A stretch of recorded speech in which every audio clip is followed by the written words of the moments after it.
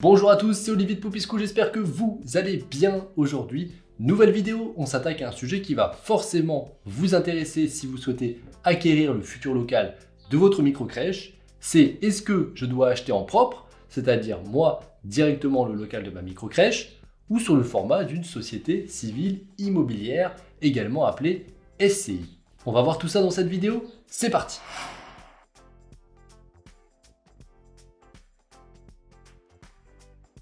Mais avant toute chose, il est indispensable de vous abonner, étant donné que chaque semaine, c'est des nouvelles vidéos sur le sujet de la gestion, de l'ouverture des microcrèches, mais également sur la petite enfance en général. Donc abonnez-vous, activez la petite cloche, comme ça vous recevrez les notifications lorsqu'une nouvelle vidéo sort. J'en dis pas plus, on attaque la vidéo. Alors concrètement, c'est quoi la différence entre acheter en propre et acheter sous le format d'une SCI? La différence, c'est concrètement, dans le premier cas, quand vous achetez en propre, ça veut dire que vous, personne physique, c'est-à-dire par exemple Olivier Walter, se rend chez le notaire pour acheter un bien qui va ensuite louer à une société commerciale. Comme si par exemple vous achetez votre résidence principale ou un bien pour faire du locatif, tout simplement. Donc c'est exactement la même chose, on passe chez le notaire, on signe, on fait un compromis de vente, etc. Sous le format d'une SCI, c'est quoi la différence? Et ben pour 90% du processus d'achat, c'est la même chose. La seule différence, c'est que c'est pas Olivier Walter qui achète directement, c'est la personne morale, donc la société civile immobilière, dont le gérant est Olivier Walter, qui achète le bien. Donc concrètement, sur le principe, lors de l'achat, c'est exactement la même chose. La différence, c'est que sur le compromis de vente et sur l'acte d'achat, il sera indiqué la SCI, un tel, a acheté le bien représenté par, alors que dans l'autre cas, c'était directement monsieur un tel a acheté le bien. Ça, pour l'acte d'achat, au final, c'est quasiment la même chose. Maintenant, on va voir les avantages et les inconvénients d'acheter en direct ou d'acheter en SCI votre local de votre microcrèche. Le principal avantage d'acheter en direct le local de votre microcrèche, c'est d'abord un souci de simplicité. Forcément, comme je vous l'ai dit, lorsque vous achetez un local en direct, c'est vous achetez vous directement, vous signez chez le notaire en tant que personne physique. Ça veut dire pas création de société civile immobilière, pas de statut à faire, pas de comptabilité associée, etc.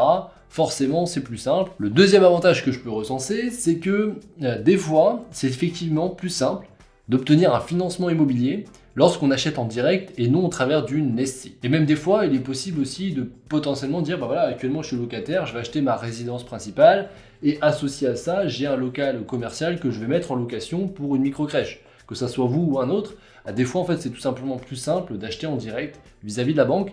C'est ce qui en ressort aussi de nos expériences au travers des porteurs de projets qu'on a accompagnés. Des fois des projets ne passaient pas en SCI et on a réussi à les faire passer quand c'était en direct. Donc potentiellement ça peut être un peu plus simple de financer en direct. Ça dépend de la situation, ça dépend du bien, ça dépend bien sûr si potentiellement vous pouvez y intégrer notamment votre résidence principale, etc. Voilà, il y a différents scénarios de financement, mais selon le dossier, ça peut des fois être un avantage pour vous. On peut également y voir un troisième avantage qui est un avantage potentiellement fiscal, c'est de pouvoir opter sur le régime microfoncier si vous dégagez une certaine rentabilité sur les loyers que tout simplement la microcrèche va vous verser à titre perso. Du coup, vous pourrez avoir un abattement de 30% sur ces loyers, étant donné que les loyers en fait vont devenir du revenu immobilier qui va s'intégrer immédiatement dans votre impôt sur le revenu. Forcément, vous aurez donc un abattement potentiellement de 30% dans la limite d'un plafond, mais qui est de 15 000 € annuels. Ça veut dire que le loyer ne doit pas dépasser 15 000 € annuels. En règle générale,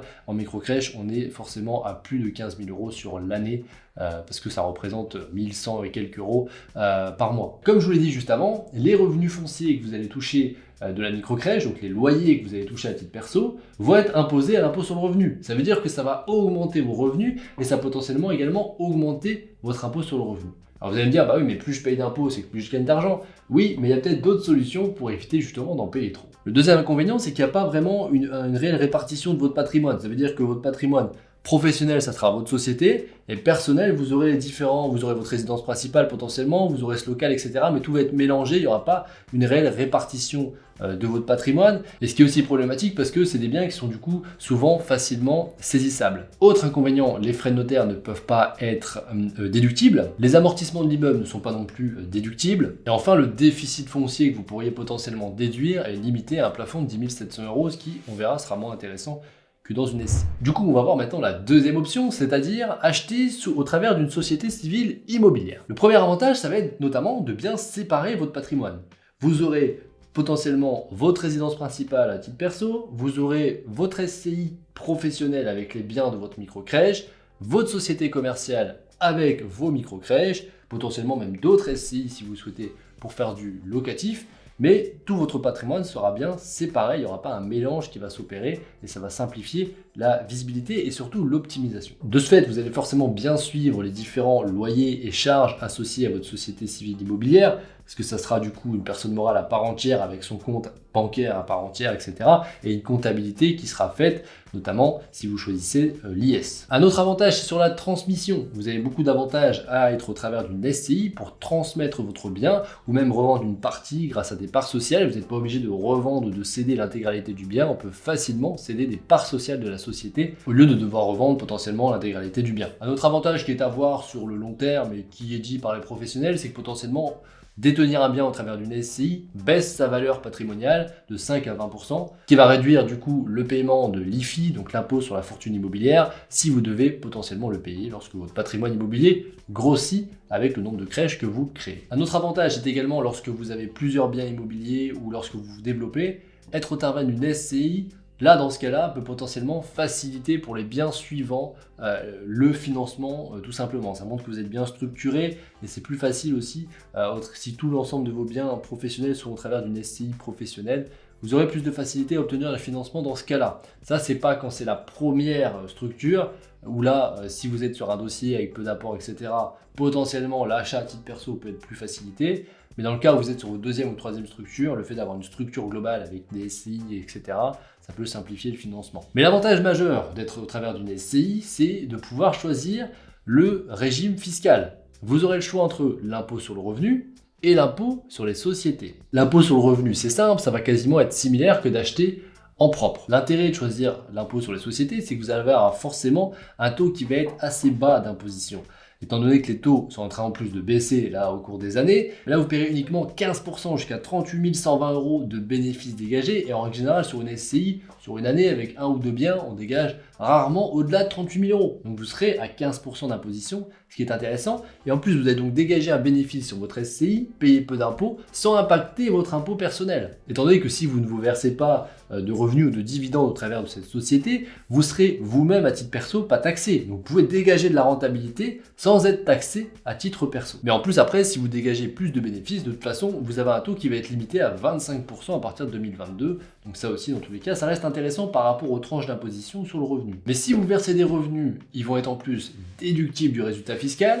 Et si vous versez des dividendes, vous aurez en plus ensuite un abattement à titre perso de 40%, donc ce qui est également intéressant. Par contre, à l'inverse, si vous revendez un bien avec une grosse plus-value, vous avez acheté à la base quelque chose, vous avez retapé, etc., qui a pris de la valeur, vous avez une grosse plus-value, la taxation sur les plus-values, par contre, est moins intéressante, avec le régime de l'impôt sur les sociétés. En résumé, dans quelle situation acheter plutôt en propre ou en SCI? Clairement, dans 90% des cas, je vais privilégier l'achat sous la SCI, étant donné que forcément, vous avez tous les avantages qu'on vient de lister, et également ça permet de bien séparer votre patrimoine, et quand on est dans une logique de développement, etc., ça sera forcément mieux, que ce soit au niveau fiscal, au niveau de la facilité de votre développement, et également pour l'organisation. L'inconvénient que je n'ai pas forcément cité, mais c'est pas forcément un inconvénient quand on crée à côté notre société, c'est que la SCI doit forcément avoir une comptabilité quand elle est sous le régime de l'impôt sur les sociétés, au même titre qu'une société commerciale. Mais étant donné que vous aurez votre société commerciale avec une comptabilité forcément un peu plus complexe, faire la comptabilité de la SCI, au final, c'est pas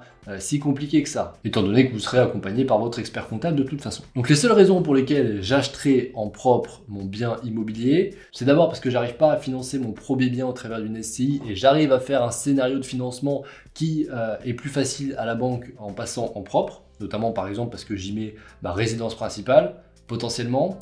Et la deuxième, c'est également, admettons, je sais que je vais revendre sous peu de temps et qu'il y a une grosse plus-value qui va être faite, étant donné que la taxation sur une SCI à l'IS ne sera pas forcément intéressante, elle sera plus avantageuse en propre, à ce moment-là, je ferai la revente et j'achèterai en direct potentiellement. Ou si j'achète en propre, ça veut dire que le bien est soit très peu bénéficiaire ou très peu déficitaire. Ça veut dire que je gagne peu d'argent ou j'en perds peu.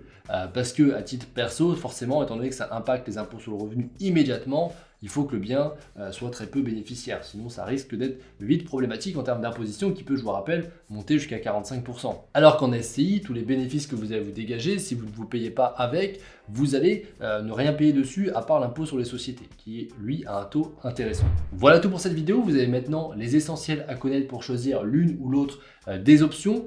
Pour autant, je vous conseille toujours d'être conseillé par votre expert comptable lorsque vous devez faire ce choix. Et si vous souhaitez maintenant accélérer dans votre projet, vous trouverez en description un guide offert pour savoir les premières étapes pour ouvrir votre microcrèche et également une formation offerte qui est de 3 jours en 3 vidéos où vous allez avoir dans la première tout ce qui concerne le local, dans la deuxième l'équipe que vous allez devoir recruter, vous saurez tout, et dans la troisième les différents chiffres à connaître pour vous lancer, chiffre d'affaires, marge, charge de fonctionnement, etc. Je vous remercie pour votre attention et je vous dis à très bientôt dans une prochaine vidéo. Je vous souhaite la réussite de votre projet, à bientôt, au revoir.